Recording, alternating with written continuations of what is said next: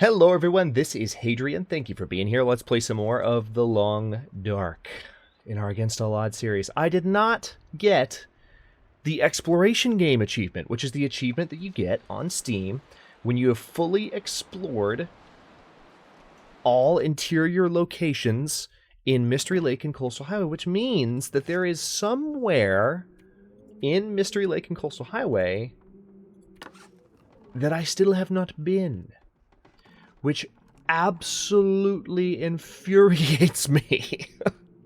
I don't know where this mythical place could be. But it's very frustrating to know that there is some place I haven't been. Speaking of which, let's actually have a look. 75% of the world so far.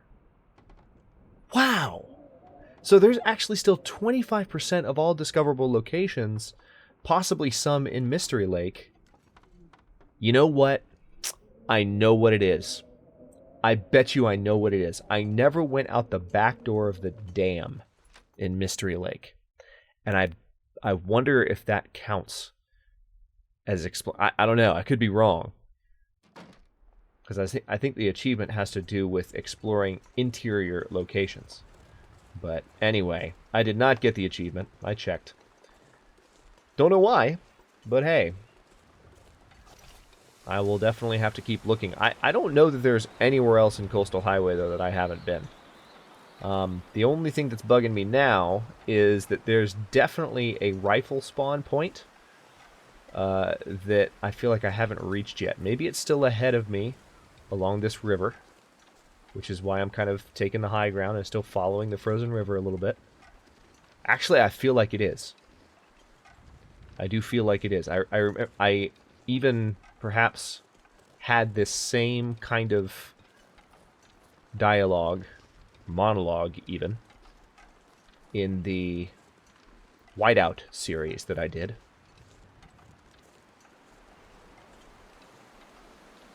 Yes. Okay, this is where the rifle is. Okay, well this makes more sense. But yeah, there's no... hang on, let me turn my volume down a little bit. Okay, that's fine. Sorry, don't like to do that during recording, but what can you do? This is where the rifle was found. It doesn't appear that he's here this time, unless he's a little further up, which he could be. We'll see. Yep. Alright, so this guy could have some food on him. Doesn't appear to have... Alright, so there's no rifle this time. Oh, wow, and there's nothing... No! That's annoying as crap. The corpse is not even searchable.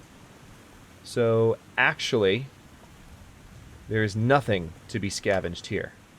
Nothing at all. Very interesting. Well, in that case, what I've got to do... Here's another crow feather, I'll pick that up. What I've got to do is my cavity... Cavity? What was I trying to say? My calorie store is actually pretty light. So we're going to head back to our safe house. And yes, I actually remember taking this exact... Oh, hey! I remember taking this exact route previously. Let me get this maple sapling real quick. Come to Papa. Awesome. Yeah, we took this route in Whiteout. This is almost the exact way that I went when I was trying to find my way around Whiteout. This is the entry area into Coastal Highway. So it's not going to take me all the way, but it's going to... If I just follow this segment of road and try not to piss off any wolves. Alright, good. None that I can see. Oh no, weather looks like it's turning crappy. At least the temperature is still good, but it does look like some fog is coming in. So we had a beautiful beginning to the day at the end of the last episode and the beginning of this one, but now it does seem like the weather is turning sour a little bit. Not nearly as bad as it is in Pleasant Valley, though, so I cannot complain. Not too much, anyway.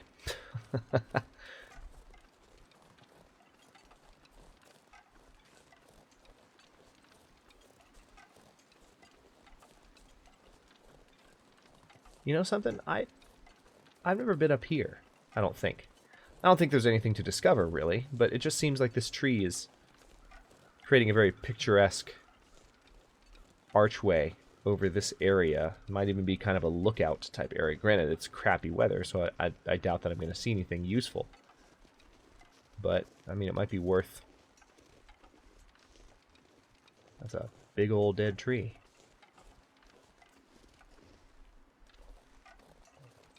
Might be worth just looking around real quick. So that's what I'm going to do. Yeah, that's what it is. It's a lookout. Oh, this would be a beautiful view if it wasn't foggy.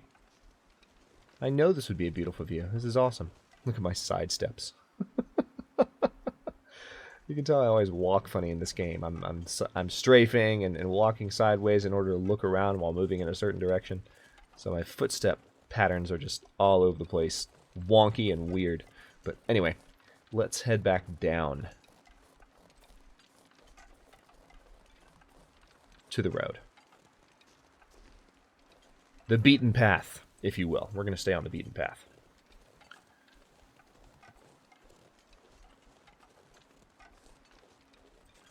So, yeah, I thought that exploring that last area of Coastal Highway, which definitely I had not discovered. That was a new discovery for this series, and it was great. I thought that would wrap up the interior exploration of both Mystery Lake and Coastal Highway, but turns out it did not, and now I have no idea where I might not have explored, and frankly, I'm not too inclined to do so, but maybe, just maybe, some illustrious... Wow, I am losing my ability to speak. It's just too late at night right now while I'm recording this.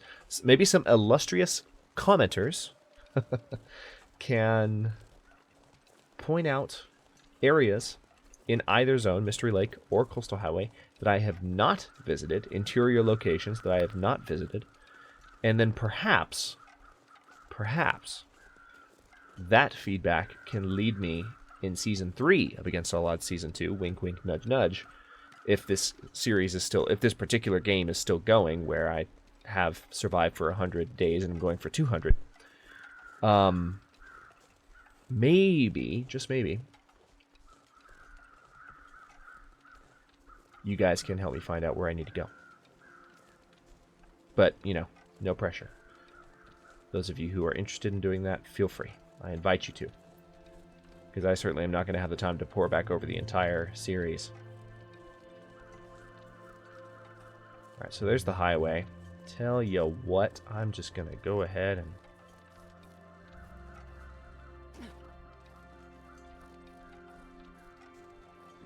Or actually, I think I'm decently close to where I killed that wolf.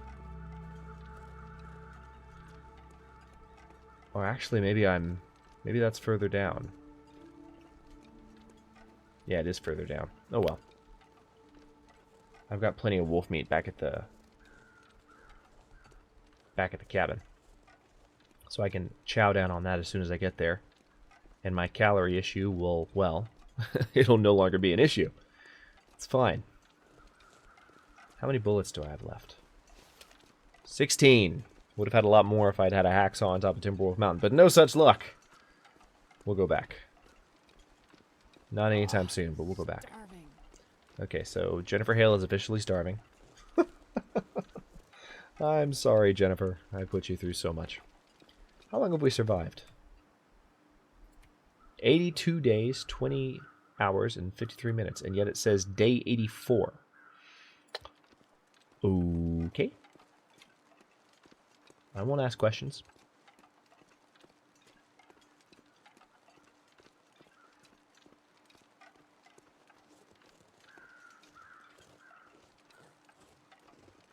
If the game wants to be that optimistic and just assume that I'm going to survive until day 84, then by all means. Go ahead and notch up a few more days to my total survival count. I don't mind. But I have a feeling it's not actually going to help me if something tries to kill me between now and then. I just have a sneaking suspicion that I'll still be totally screwed if a bear decides it wants to make a snack of my thigh and or face.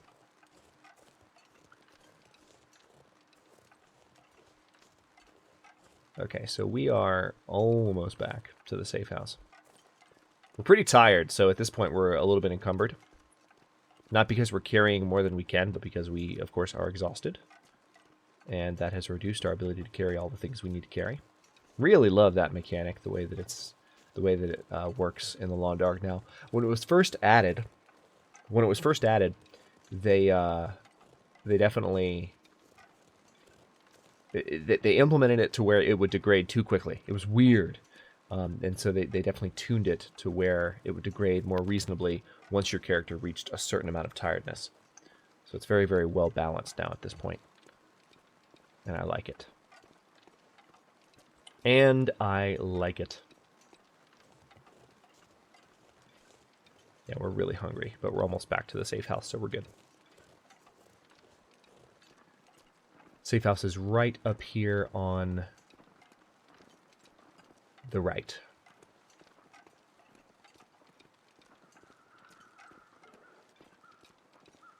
The crappy weather followed us from Pleasant Valley, I'm telling you.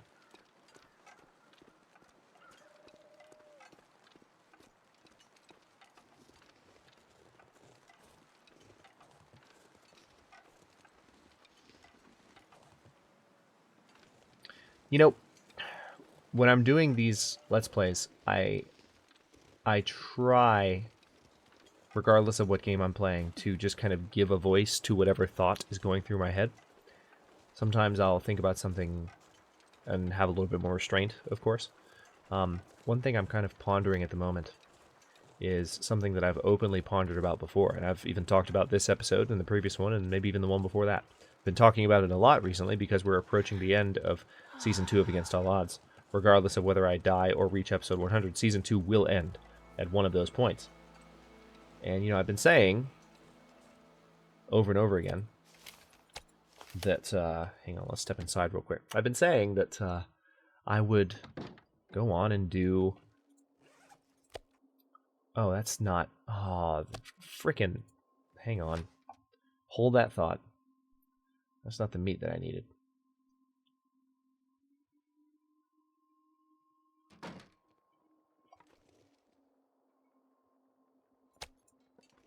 Alright, that should be better. There we go. So yeah, I've been saying that what I want to do is do Season 3 of Against All Odds, if this series still lasts, going from 100 days to 200 days. I got some positive feedback from you guys that suggested that would be a good idea, and I definitely take the particular commenters who said that and who supported that decision very seriously, and I appreciate the positive feedback. That being said, I did not hear from that many people, and to be completely honest, I'm not convinced it would be the most entertaining series, either for me or for you. I could change my mind. But that's what's floating through my head at the moment, is this possibility that, well, I keep saying I'm going to do Season 3 as day 100 to day 200, but it would be in pure survival mode. There wouldn't be as much exploration because we've already been everywhere, and it's more kind of just watching the meters, making sure we eat, making sure we sleep, making sure we drink and melt enough water. You know, there's already been a lot of that in this series, but because I stay moving, I think it is. I think it keeps things entertaining. And there's a journey, there's a story happening, right? That's what my channel is about, is capturing the stories behind the games like this. But I'm not saying there wouldn't be a story between surviving. There wouldn't be a story behind surviving 100 to 200 days. There's definitely a story there too, but I don't know. Like, again, I'm not trying to knock the idea. I'm skeptical. I'm asking questions. Again, I mean, I'm a social scientist by day. Asking questions about these kinds of things is what I do. So I'm curious to see what you guys think. So let's see.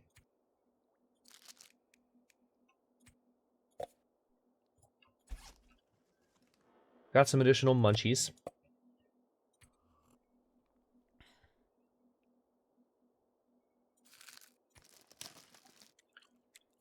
this should actually get us very close.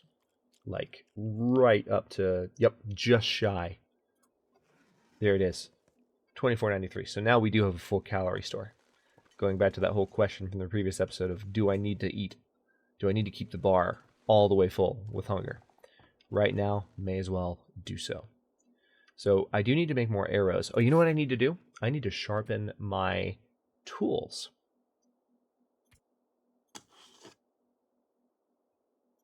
So yeah, I'm just concerned that, side note, I posted a thread. Listen, actually, call to action. Seriously, if you are a Hinterland community member or would like to be, go to hinterlandforums.com right now, or maybe after you finish watching this episode, and find the post that I made. It's in the alpha playtest feedback forum right now. I made a post about the fact that these buttons need to be switched. Well, they're not buttons. The buttons are down here, but these are option selectors that determine what the button says. And I really, really, really think that harvest needs to be on the bottom.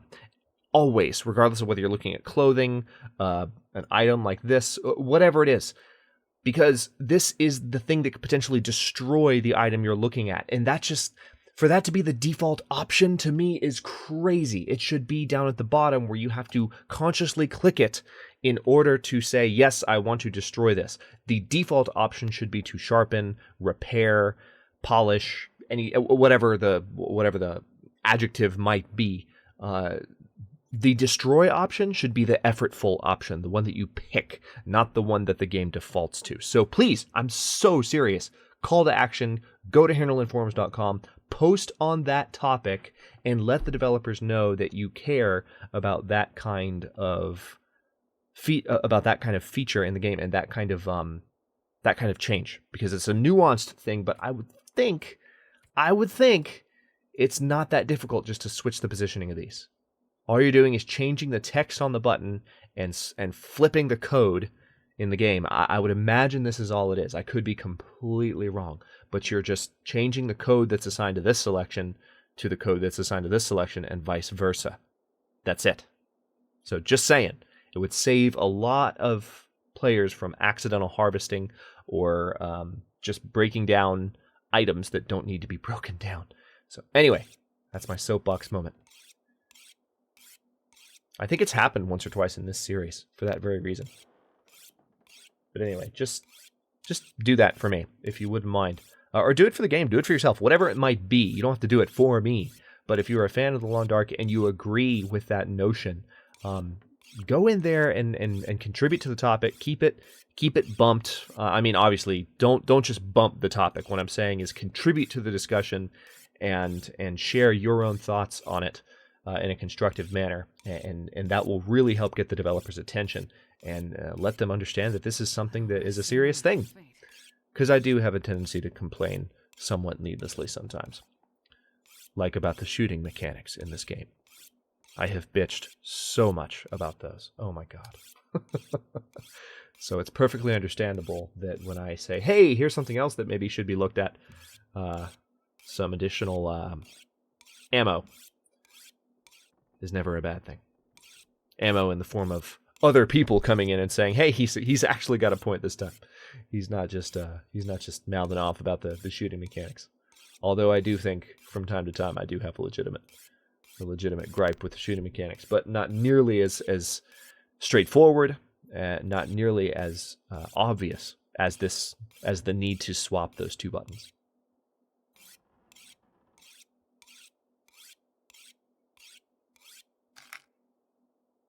Okay, that whetstone's gone. So it's time to pull out another whetstone. Let's see.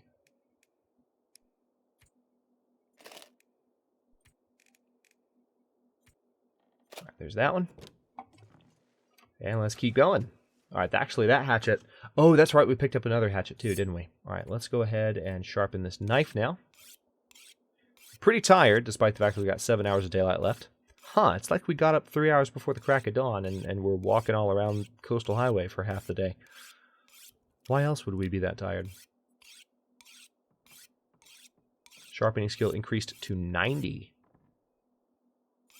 So because our sharpening skill is this high now, every time we sharpen, it's increasing the sharpness of the item by 5% instead of just 3 or 4, which is lovely. Why can't it always be this way? Actually, we're almost up to 100 sharpening skill, which makes me so happy. We're still at only about 2,000 calories in our store, which is great. Looks like the weather outside is starting to threaten a little bit. That's fine. We're inside. Now, what's the condition on this thing? 89? All right, let's sharpen it a few more times. Sharpen. Not harvest. Select sharpen, man. Just like you got to select knife when you're harvesting the corpses that you kill for meat. All right, so there's that. Now we did get an additional hatchet. See, here's our pry bars. I have 3 different pry bars and 3 different hatchets. It's ridiculous. I have so many of these different items.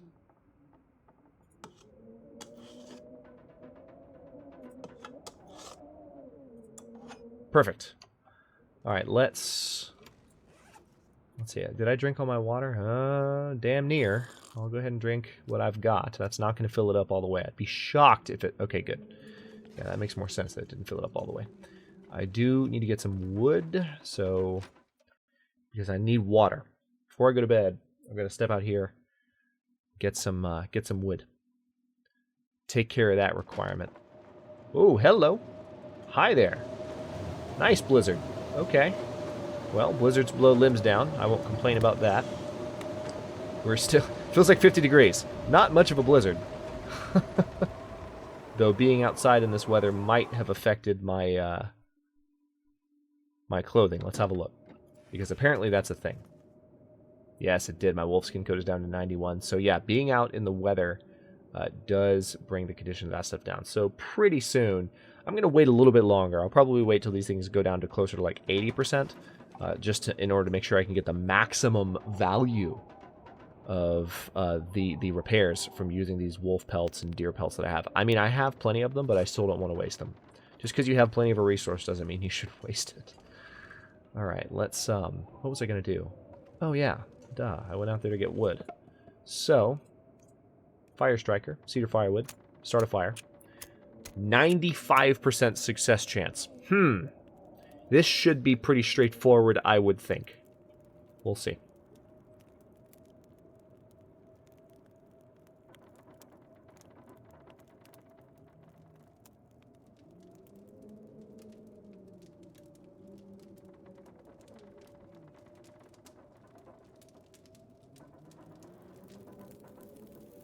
All right, there we go. Happy noises.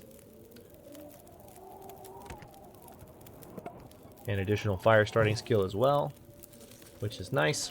All right, let's go ahead and melt another gallon.